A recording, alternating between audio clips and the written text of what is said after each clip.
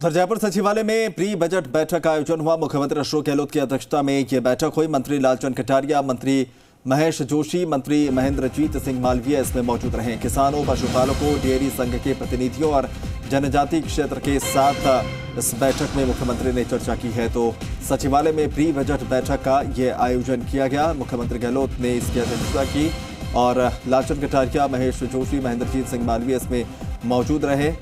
महत्वपूर्ण ये इस लिहाज से क्योंकि इस बार के बजट को लेकर सबकी निगाहें टिकी हुई हैं। मुख्यमंत्री अशोक गहलोत ने खुद भी कहा था कि इस बार का बजट युवाओं को टारगेट करके बनाया जाएगा, यानी कि युवाओं की ज़रूरतों, उनके विकास, उनके ज़रूरतों को ध्यान में रखते हुए इस बजट को तैयार किया जाएगा। हालांकि किसानों और तमाम लोगों के लिए भी इसमें बड़ी सौगातें ज़रूर शामिल होंगी। और चूंकि सरकार का 4 साल का कार्यकाल पूरा हो चुका है, यह आखिरी बजट होगा। इसके बाद चुनावी मैदान में कांग्रेस पार्टी उतरेगी। क्या आप सिलाई सीखने के लिए हजारों रुपए खर्च करने के लिए चिंतित हैं? फ्रीडम ऐप को डाउनलोड करें, 40 घंटों का टेलरिंग कोर्स देखिए और खुद का टेलरिंग बिजनेस शुरू करें। तो लोक लुभावने होने की पूरी संभावना है इस बजट को लेकर, लेकिन बजट में किसी तरह की कोई कमी ना हो।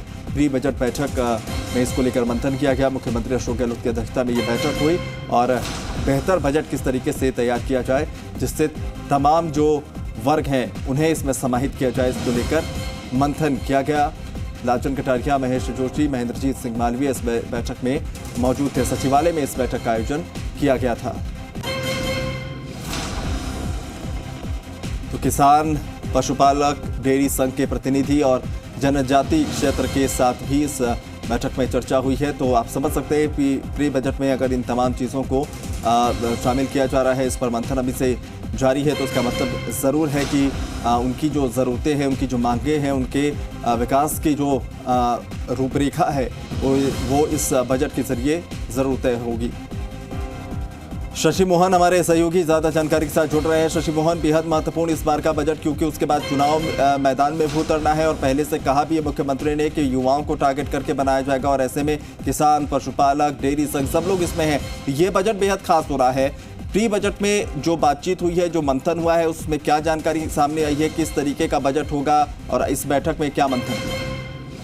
देखिए, इस पूरे घटनाक्रम के 2 पक्ष हैं। एक रूटीन की बात जो मुख्यमंत्री संवाद करते हैं किसानों, पशुपालकों से, युवाओं से, उद्यमियों से, जो नए एंटरप्रेन्योर्स होते हैं और जो बड़े बड़े औद्योगिक संगठन होते हैं, इनसे इसकी प्रक्रिया शुरू हो चुकी है। ये तो रही सामान्य बात। विशेष बात यह है कि ये चुनावी वर्ष है और चुनावी वर्ष में बजट भी चुनावी होगा, लिहाजा सरकार का फोकस किसानों और युवाओं पर होगा जो बड़े वर्ग के दायरे में आ जाते हैं। और ऐसी सूरत में मुख्यमंत्री अशोक गहलोत कहते हैं कि किसानों पर फोकस करना इसलिए भी जरूरी है क्योंकि किसानों की आर्थिक स्थिति को लगातार सुधारने के बड़े प्रयास उनकी सरकार की तरफ से किए गए हैं।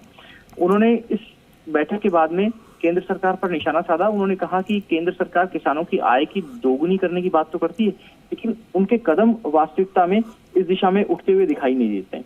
तो वो ये भी कह रहे हैं कि जब तक केंद्र सरकार का सहयोग प्रभावी तरीके से नहीं मिलेगा तब तक किसानों की आय बढ़ाने में मुश्किल होगी। कैपेसिटी कम हो जाती है, चाहे वो सिंचाई की हो, चाहे बुआई के रकबे के नजरिए से हो। और ऐसी सूरत में केंद्र जब मदद देगा तो और ज्यादा अच्छे तरीके से काम हो सकेंगे। किसानों की तरफ से भी सुझाव आए हैं।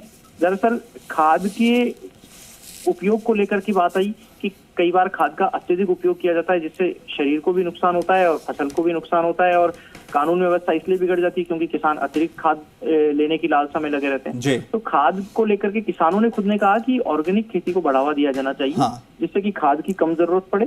साथ में बिल्कुल स्पष्ट है शशि मोहन की बजट के प्रावधानों को लेकर और बजट में क्या कुछ समाहित किया जाएगा उस पर तो चर्चा हुई, साथ ही साथ किस तरीके से तमाम वर्गों को के विकास सुनिश्चित किए जाए इसको लेकर भी मंथन हुआ। शुक्रिया तमाम जानकारी के लिए।